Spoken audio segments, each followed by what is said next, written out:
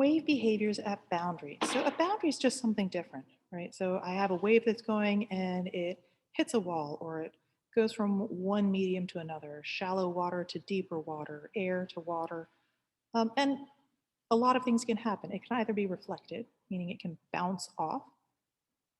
It can either be absorbed, right? So the amplitude is reduced, or it can be refracted, which means that it passes through, but it's changed. So before we can talk about how it behaves, it's easier to then start visualizing waves a little differently.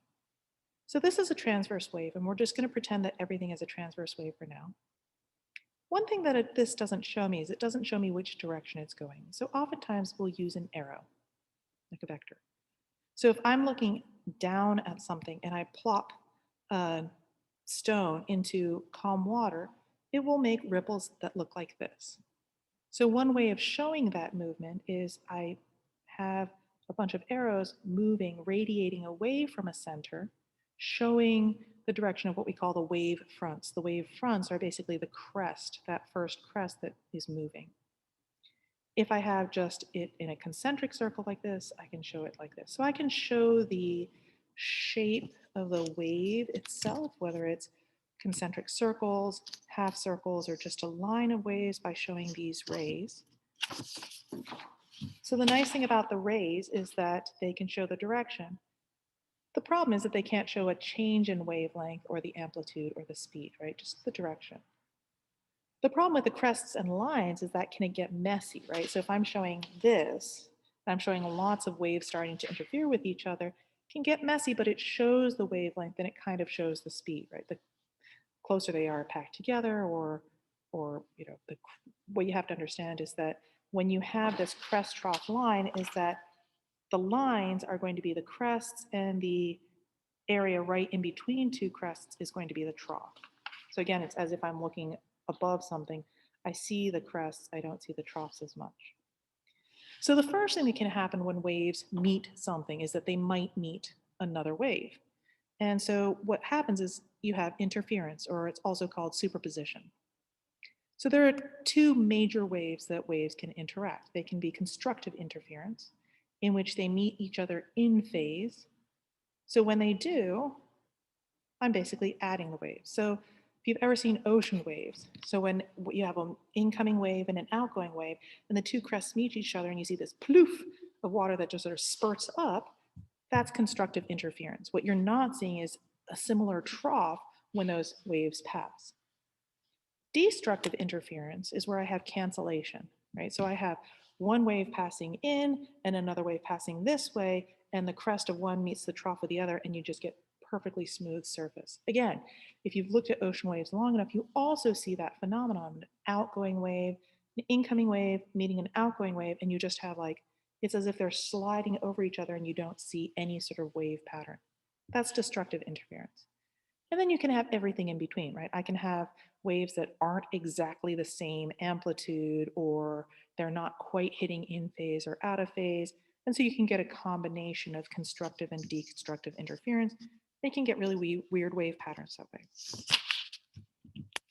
interference is the first thing that can happen. Second thing is that I can have reflection.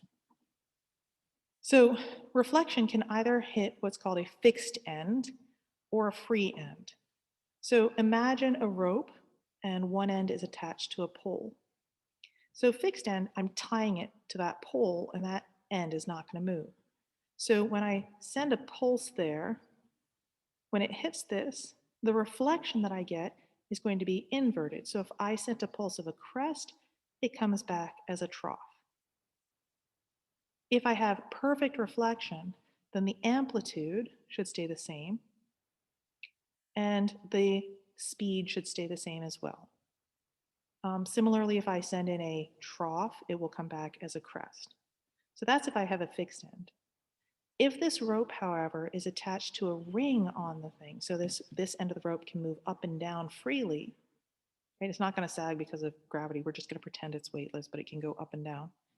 When this reflection, when this wave, incoming wave, or what we call the incident wave, hits this, this can move up with this. It'll go whoop like this and then come down, and I'm going to end up having the amplitude and frequency be exactly the same, and it's going to be in the same direction. So if it came in as a crest, it leaves as a crest. So we call this, because it's a fixed end, a node, right? So it's just like the node of the wavelengths that we said. This end doesn't move. It's always going to be, so if you think about a jump rope, if it comes up, then it's going to go down, whereas a free end is where I'm moving it up and down on one end, right? So that's reflection. Transmission or rarefaction. So what will happen is my wave goes into a more dense medium. So if I'm thinking about ropes, it could be I have a thin rope and it's now hitting a thick rope, or it could be that I am having my wave pass from water into molasses or anything like that. My light is passing from air into glass. So what happens is that my wave pulse will go through, or my wavelength, or whatever it is. But what's going to happen is that the amplitude is going to decrease. It's going to slow my wave down. My wavelength will get smaller, but my frequency will stay the same. So my velocity decreases, right? We said velocity is always the same unless it's something different. So my velocity decreases in a more dense medium. My wavelength decreases, but because both my velocity and wavelength decrease, my frequency stays the same. So a very logical question to ask is like, how? How can the frequency stay the same? So the best analogy that I have is it's like traffic on a highway. So say that you're just watching the traffic go by and it's just smooth, right? So the velocity is the speed of the cars, the wavelength is the space between the cars, and the frequency is you're counting the number of cars that are passing by you. Well, on a smooth highway on a wonderful day, everybody's going fast, the distance between the cars is going to be large, and the frequency is going to be medium. You're going to be like, oh, one car, one car, one car, because they're so spaced apart, even though they're moving very quickly, one car goes by, another car goes by. But if that same traffic hits an area with a lot of water on the road, right? So it's a lot of ponding, all of a sudden you're in a denser medium. It's harder for the tires to go through. The velocity lowers. Everyone takes their time because they don't want to have an accident. And the cars bunch closer together, right? You see that. You're like, oh, if you're on a traffic copter, you're like, oh, I wonder where the traffic holdup is. It's where the velocity gets shorter. You're not really counting the speed of the cars. You're seeing where the cars start to bunch up. So the wavelength decreases because the cars are closer together. But if you're looking through it, because they're passing by more slowly, even though they're closer spaced together, the number of cars that pass by you in any given moment doesn't change. So that's how you can explain how the velocity can decrease going from a less dense to a more dense medium. The wavelength decreases because they get bunched together, but the frequency remains the same. If the wave enters the boundary at an angle, then the angle also changes. So think about a lawnmower. You're driving across, you're pushing it across or a baby stroller. You're pushing it across the sidewalk or the parking lot at an angle, and then all of a sudden you hit the lawn. One wheel actually starts slowing down faster than the other wheel, and it actually turns the buggy so that you are now no longer at the same angle. So it's coming this way, this wheel slows down first, and then go this way. So what happens is, as I'm going from a less dense to a more dense medium, not only am I slowing down and the wavelength decreases, but the angle to this normal, which is the perpendicular line, gets smaller, right? So this is the angle that it was before, and now this is the angle that it is now. So you can see that it's getting from large to small. And I can also then figure out which is my more dense medium just by seeing how my angle changes. Another way that can change is what's called diffraction. So that's how it changes direction as it goes around a boundary.